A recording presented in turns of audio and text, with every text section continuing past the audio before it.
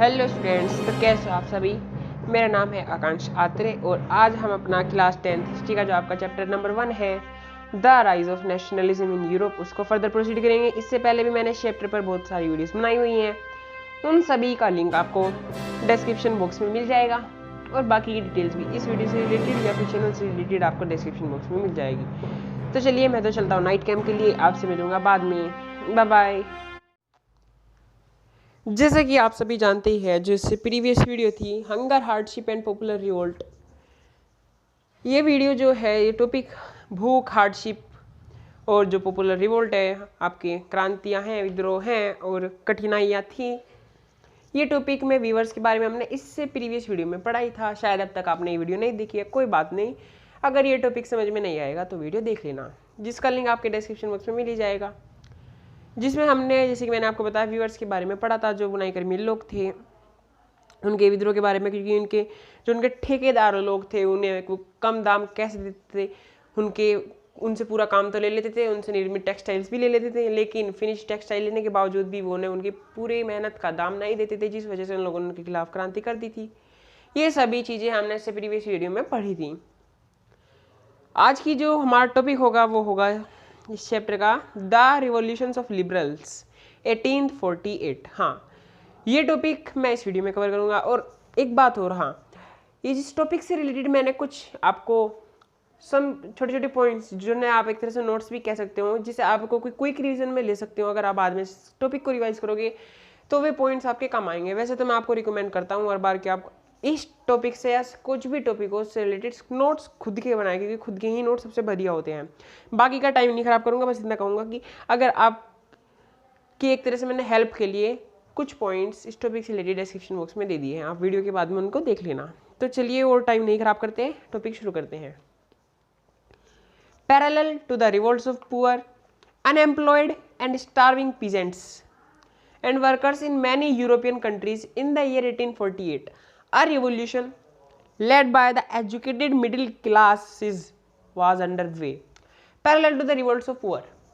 जैसे कि आप सभी जानते हैं कि जो गरीब लोग थे वो शुरुआत से ही फ्रांस में विद्रोह क्रांति करते आ रहे थे अपने अधिकारों को लेकर, लेकिन parallel to the revolts of poor, poor जो गरीब लोग थे उनके विरोध के साथ साथ यहाँ पर कुछ मिडिल क्लास के लोग भी थे जो कि अपना विद्रोह क्रांति वहाँ के गवर्नमेंट के खिलाफ दिखा रहे थे इन गरीब के साथ साथ ही।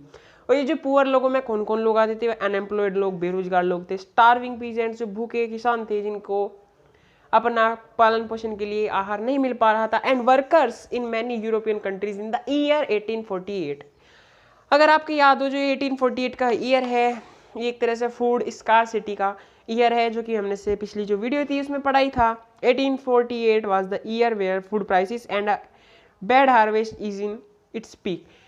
वहाँ पर बैड हार्वेस्ट भी थी जिसकी वजह से पॉपुलिज्म हो रहा था, यानी व्यापक गरीबी की एक चरम सिचुएशन बन गई थी। ये मैंने आपको प्रीवियस वीडियो में बताया ही था। खैर, events of February 1848 in France had brought about the abdication of the monarch. देखिए, ये जो मोनार्क वर्ड है मैं इसको मोनार्च से प्रोनाउंस करता हूँ, आप इसको मोनार्क भी कह सकते हो क्योंकि दोनों तरीके से प्रोनाउंस किया जा सकता है। तो events of February in 1848 in France had brought about the obligation of the monarch and a republic based on universal male suffrage had been proclaimed. अब इसका क्या मतलब है, जो फरवरी के समय 1848 में जो वहाँ पर इवेंट्स घटनाएं हो रही थी इन France, had brought about the abdication of the monarch. Abdication का क्या मतलब होता है, एब्डिकेशन का मतलब होता है एक तरह से उसे जो फ्रांस का मोनार्क था यानी कि शासक था, उसे राजा था वहाँ का, उसे अपनी गद्दी छोड़नी पड़ी थी 1848 में, क्योंकि जो भी वहाँ पर फरवरी में इवेंट्स हो रहे थे उस कारण उसे वहाँ पर जिनका राजा था मोनार्क फ्रांस का उस समय, उसे अपनी गद्दी छोड़कर जानी पड़ी थी। And a republic based on a universal male suffrage had been proclaimed.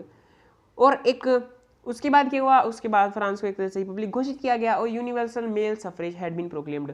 और यूनिवर्सल यानी सार्वत्रिक, जो वहाँ के एक तरह से सभी जो मेल लोग थे यानी कि पुरुष लोग थे उन सभी को सफरेज यानी वोट देने का अधिकार दे दिया गया। सफरेज का मतलब होता है द राइट टू वोट, ये हम पहले भी पढ़ चुके हैं।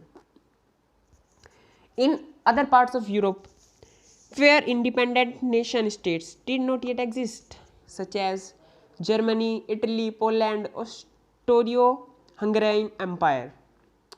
1 सेकेंड, शायद आपको स्क्रीन में भी दिख नहीं रहा होगा, अब ठीक है। अब यहाँ पर क्या है, in other parts of Europe, Europe के दूसरे हिस्सों में where independent nation states did not yet exist, जहाँ पर अभी तक इंडिपेंडेंट यानी कि स्वतंत्र राष्ट्रीय राज्य अभी भी एग्जिस्ट यानी नहीं बन पाए थे, जैसे कि Germany, Italy, Poland, Austro Hungarian empire, ये सभी जब तक वहाँ पर नहीं विकसित हुए थे यानी कि सेटअप नहीं हुए थे, तब तक man and women of liberal middle classes combined there demands of constitutionalism and with national unification. जब तक यूरोप के कुछ हिस्सों में राष्ट्रीय राज्य नहीं निर्मित सेटअप हो पाए थे, जैसे कि जर्मनी, इटली, पोलैंड जब तक नहीं बने थे, तब तक के वहाँ पर क्या था, मैन एंड वुमेन जो कि लिबरल मिडिल क्लास के लोग थे यानी कि उदारवादी मध्यक्रम के लोग थे, वहाँ की जो महिला या पुरुष लोग थे, combined there demands for constitutionalism, उन सभी ने क्या किया, उन सभी ने एक यानी कि संविधानवादी मांग को एक तरह से कंबाइंड होकर संविधानवादी मांग को बढ़ाया, यानी मांगे अपनी डिमांड रखी विद नेशनल यूनिफिकेशन, जिसका जो वो चाहते थे वहाँ के जो लोग थे, संविधान की मांग उनकी क्या थी कि राष्ट्रीय एकीकरण भी हो, यानी कि स्वतंत्रता के साथ साथ वहाँ के संविधान से भी लोग मांग कर रहे थे कि उनकी राष्ट्रीय एकीकरण भी होना चाहिए। They took advantage of the growing popular unrest to push their demands to push their demands for the creation of a nation state on parliamentary principles. They took advantage, अब ये देख इसके लिए हुआ यहाँ पर, जो कि वहाँ पर एक तरह से रूलिंग पार्टी में जो लोग थे, they took advantage of growing popular unrest to push their demands। इसका क्या मतलब है, इसका मतलब है कि जो वहाँ के एक तरह से नेता लोग थे वो इस चीज़ का फ़ायदा उठाते थे, किस चीज़ का, कि वहाँ के लोगों के हितों का, यानी जिन्होंने अधिकार नहीं थे उन लोगों के वो सोच का एक तरह से फायदा उठाते थे, उनके असंतोष की भावना का, to push their demand for the creation of a nation states, जो कि वो लोग एक तरह से जो मिडिल क्लास के लिबरल के लोग से जो कि आप यहाँ पर बात हुई है, वो अपनी मांग किसके लिए रख रहे थे, वे नेशन स्टेट के लिए रख रहे थे। तो उस चीज़ का वहाँ पर जो नेता ही लोग थे वो उस चीज़ का फायदा उठाते थे, उनकी असंतोष की भावना का, एंड उनका फायदा उठाकर on parliamentary principles, a constitution, freedom of the press and freedom of association.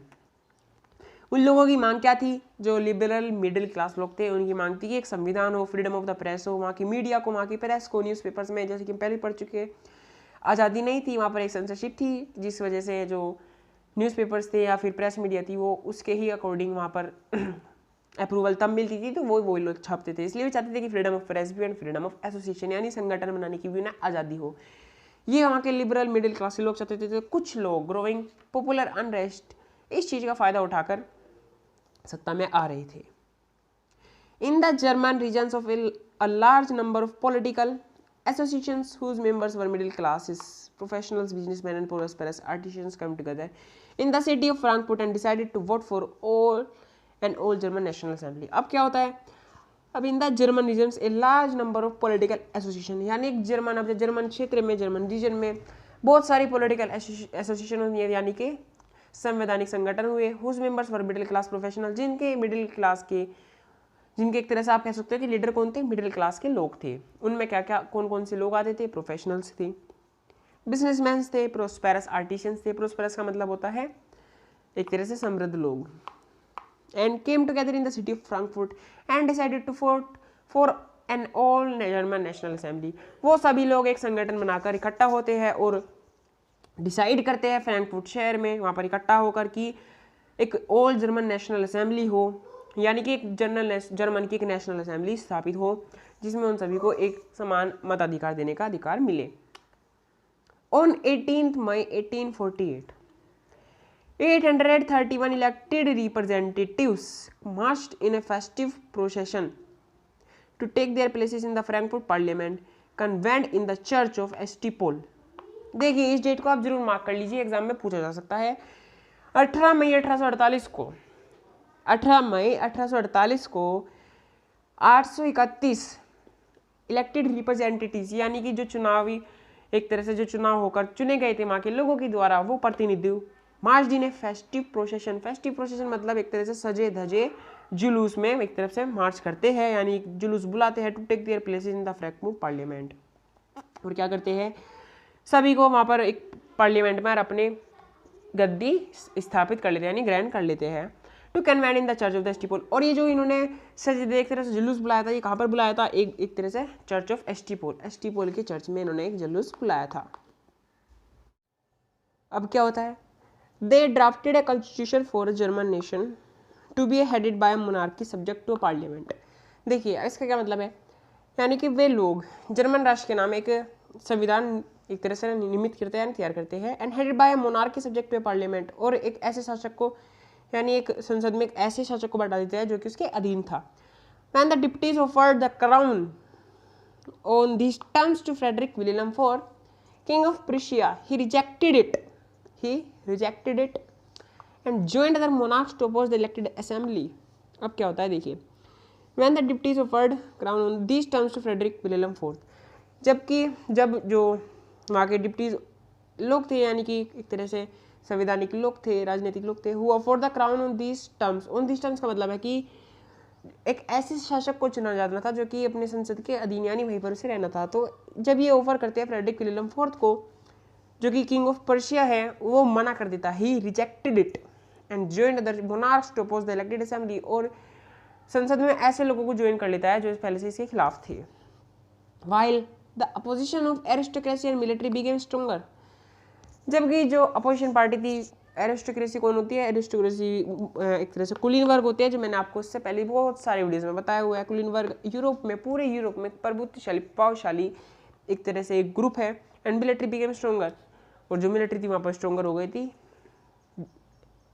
And the social basis of parliament eroded, the social basis of parliament eroded, और जो वहाँ पर सामाजिक एक तरह से बेसिक थे, आधार थे, एक तरह से वो वहाँ पर कमजोर हो गए थे संसद में। इरोडेड मतलब कमजोर। The parliament was dominated by the middle class who resisted the demands of workers and artisans and consequently lost their support. The parliament was dominated by the middle class, जो पार्लियामेंट थी यानी कि संसद थी, उसमें अधिकतर लोगों की संख्या किसकी थी, मिडिल क्लास, यानी मध्यम वर्ग के लोग वहाँ पर डोमिनेटेड थे, यानी कि वहाँ पर मध्यम वर्ग डोमिनेटेड था।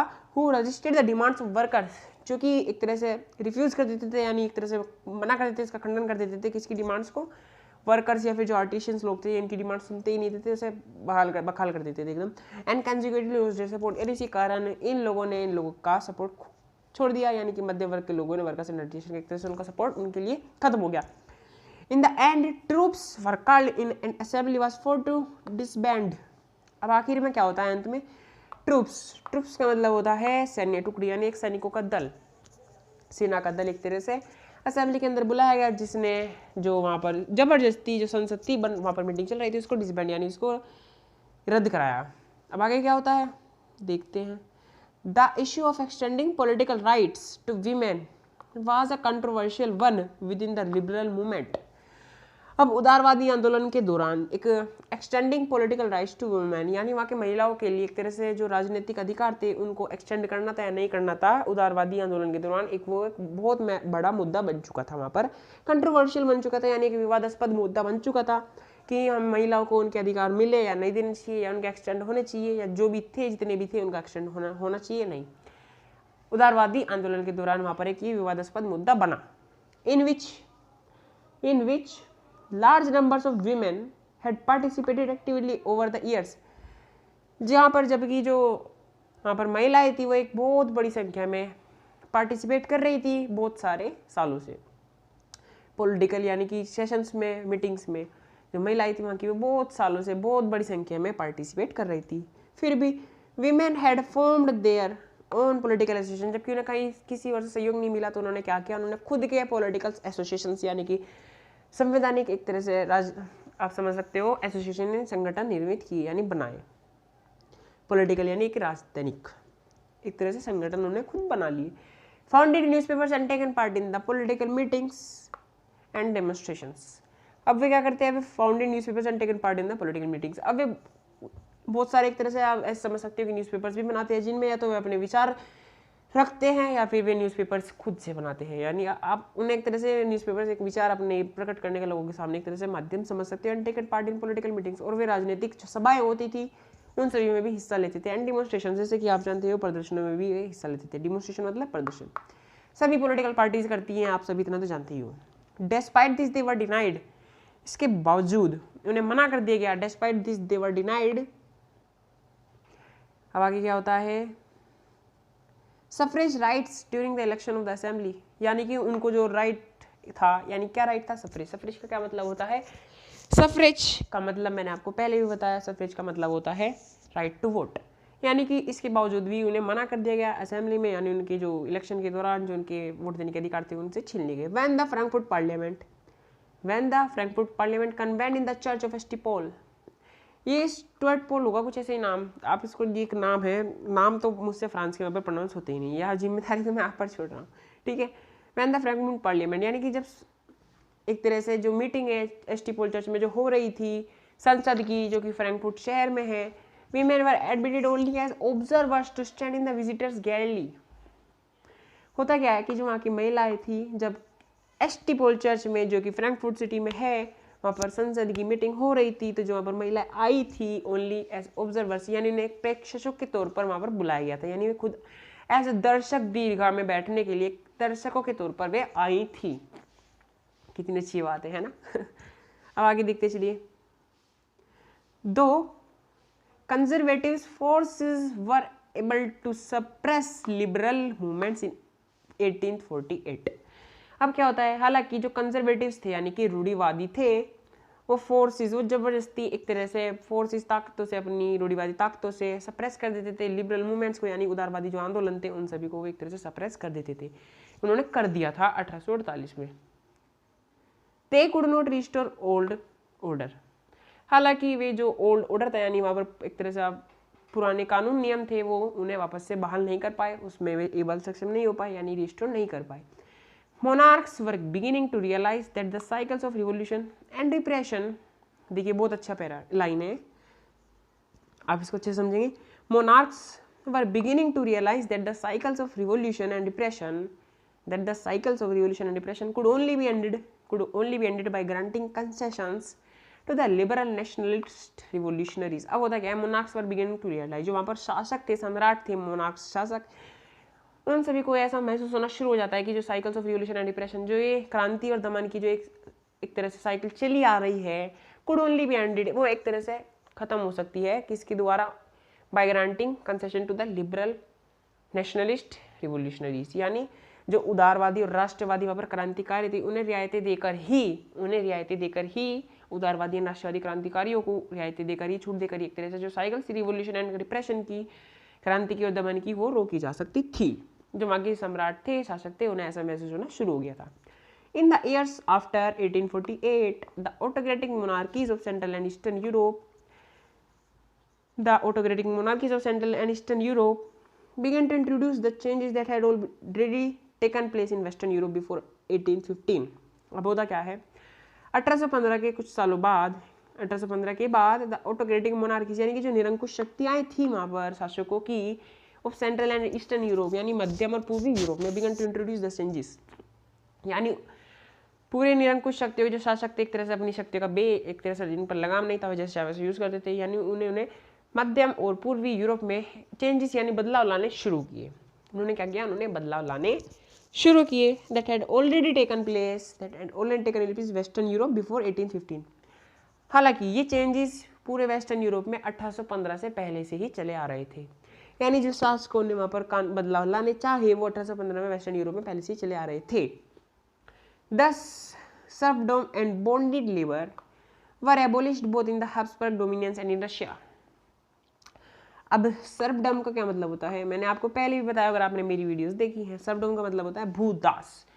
देखिए, हमसे इंग्लिश भी इतनी अच्छी नहीं आती और शुद्ध हिंदी भी इतनी अच्छी नहीं आती। सर्फडम का मतलब होता है भूदास। अब भूदास तो एक अलग वर्ड हो गया, मैं आपको फिर भी इसका फील लगाने की कोशिश करता हूँ। देखिए, भूदास वे होते हैं जो लैंड पर जबरदस्ती एक तरह से गुलाम बनकर काम करते हैं, यानी दासत्व की तरह वहाँ पर काम करते हैं, यानी कि किराए पर लैंड लेकर कल्टीवेट करने के लिए किसी के प्रेशर में वहाँ पर जबरदस्ती उन्हें दास की तरह यानी गुलाम की तरह काम किया जाता था, उन्हें भूदास कहते हैं। सर्फडम एंड बॉन्डेड लेबर, और एक बंधक लेबर की तरह उनमें काम कराया जाता है। Were abolished both in Habsburg dominions and in Russia, वो हैब्सबर्ग प्रांत में और रशिया में दोनों में खत्म हो गया था। ये वो एक चेंज था जो कि ऑटोक्रेटिक मोनार्कीज ने सेंट्रल एंड ईस्टर्न यूरोप में लाया। ये उस चेंज की यहाँ पर आपको बात बताई गई है। The Habsburg rulers granted more autonomy to Hungarians in 1867। जाहिर सी बात है, जो हब्सबर्ग रूलर्स थे, शासक थे, उन्होंने हंगेरियंस को, हम इंडिया में रहते हैं, आप सभी जानते हो, और हमें इंडिया में हम नागरिकों को क्या कहा जाता है, इंडियन। सेम इस तरीके से जो हब्सबर्ग में लोग रहते हैं उन्हें हंगेरियंस कहा जाता है। तो जो हब्सबर्ग के रूलर थे, शासक थे, उन्होंने हंगेरियंस को, या हंगेरियंस जैसे ही आप इसे चाहे प्रोनाउंस कीजिए, उन्हें ज़्यादा स्वतंत्रता दे दी थी 1867 में, मोर ऑटोनॉमी। तो चलिए, आज ही हमारा एक बहुत बड़ा, एक तरह से काफ़ी लेंदी टॉपिक था, वो तो यहाँ पर ख़त्म हो गया है। इससे नेक्स्ट वीडियो में मैं इससे नेक्स्ट टॉपिक डिस्कस करूँगा, जो कि आपका है the making of Germany and Italy. इस चैप्टर का सेक्शन 4 होगा। आधे से ज़्यादा चैप्टर हम खत्म कर चुके ही है। अगर हाँ, बस आपको इतना काम है कि आप इसको 5 मिनट से खुद से टॉपिक को रिवाइज कीजिए, आपके मन में पूरी तरह से बैठ जाएगा। बाकी ये डिटेल डिस्क्रिप्शन बॉक्स में ही है। इस टॉपिक से रिलेटेड जो भी मैं जितने भी पॉइंट जैसे भी बना सकता था, मैंने आपको डिस्क्रिप्शन बॉक्स में दिए हुए। कुछ भी अगर वीडियो से कुछ समझ में ना आया हो, तो आपको डाउट हो, तो आप कमेंट बॉक्स में बेझिझक पूछिएगा। तो मैं मिलता हूँ नेक्स्ट वीडियो में, तब तक के लिए इसको रिवाइज करते रहिए। All the best.